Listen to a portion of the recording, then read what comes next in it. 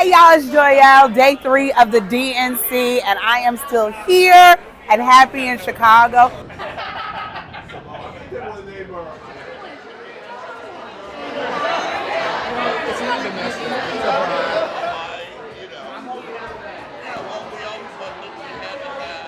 It's about 4:30 a.m. on the East Coast.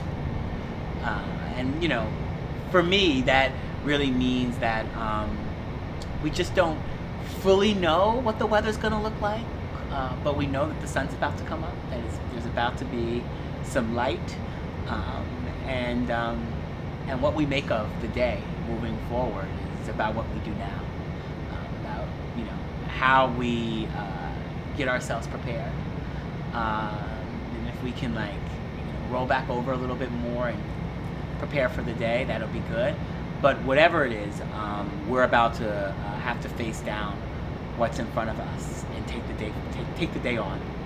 We have a new election report called the New World Election Report, which is really about connecting data about voters of color to culture. So figuring out what is it going to really take to hear our hopes, our aspirations, and what does a candidate have to do to actually turn us out in all of the states and all of the places that will actually make what will be an unprecedented victory if Kamala Harris wins actually happen.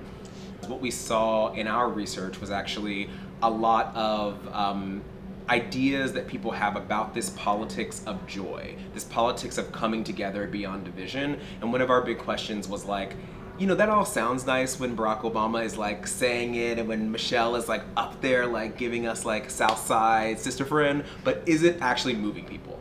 In a country that's so divided and where we love to hate each other and fight online all day, is that actually gonna make people show up to vote? And what we saw was that actually it does. It was brought about through idealism and courage, through organizing and persuasion and storytelling, and yes, through politics, the right kind of politics. The kind of politics that can make an impossible dream into an everyday reality. I'm a veteran, I'm a hunter, and I was a better shot than most Republicans in Congress, and I got the trophies to prove it. But I'm also a dad. I believe in the Second Amendment, but I also believe our first responsibility is to keep our kids safe.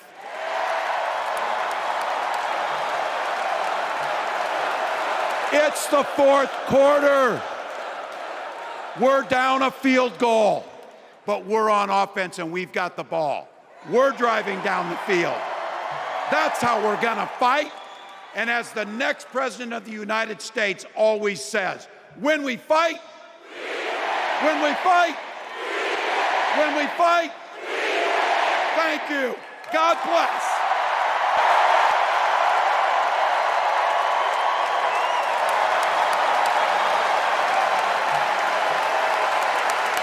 Preparing for all possibilities is where I feel that we are right now, and not being caught up in what we think is going to happen. Really being clear about what the strategy is if the best outcome does not happen, and not allowing that to deter us from still making a good movie. And so I feel right now that there's a lot of joy and a lot of hope, and it feels great. But also it's 76 days for something that would be an astounding, global, unprecedented event. And that while it can happen, what do we do if it does not happen? Because it can't stop the show. We understand the connection between these struggles. We understand that, just as Dr. King said, that we are tied together, that we are mutually connected, tied together in a single garment of destiny. That was true then, and it remains true to this day. And so again, we say loudly and proudly, not another bomb.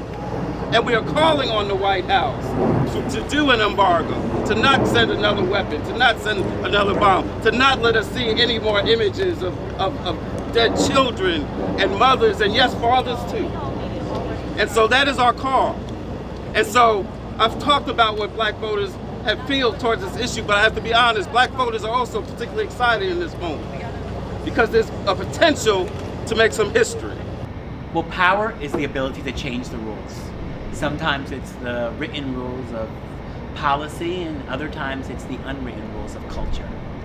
But the ability to actually change the rules is what power looks like. Not simply trying to achieve things inside of systems that are not designed for us to win. To not think that we're going to outpace the harms and extractions of a racist capitalist system. That we're going to outpace corporate power without changing the rules. That we're going to simply outpace over and over again redistricting and voter suppression. Yes, we have to win inside of the dynamics of inequities, but power is the ability to then, once you win inside of those challenges, that you actually then change the rules. What they did was they came after a nurse. The very first nurse to be sent to Congress from the state of Missouri. That's what they did. They went after the very first, they went after a teacher in New York. They went after the first black congresswoman from the state of Missouri. The first black. It took almost 200 years, nearly 200 years to get one. And then now that wasn't good enough. We have to go backwards.